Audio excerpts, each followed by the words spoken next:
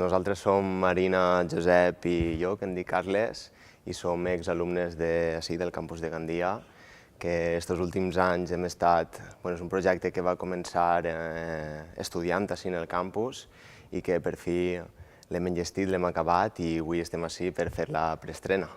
La història del documental conta la vida de Josep Almudévar, que és un dels últims brigadistes que va participar en les brigades internacionals, ja que tenia nacionalitat francesa, va néixer a Marsella, i és un dels últims que queda viu al món.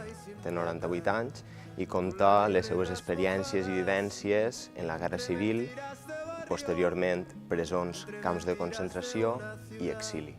Bé, el procés d'elaboració del documental va començar quan nosaltres encara érem alumnes d'ací del campus i després de conèixer Almudévar, etc., vam decidir entrevistar-lo.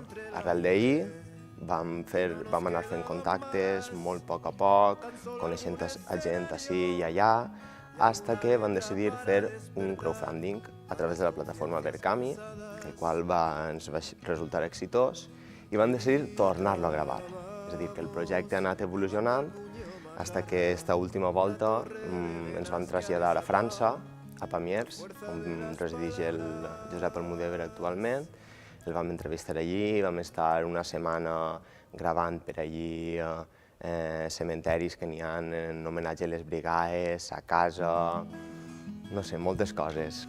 De moment, clarament, com recorrerà festivals posteriorment, intentarem difondre'l al llarg de tot el territori espanyol, inclús si pot traspassar fronteres, doncs molt millor, no?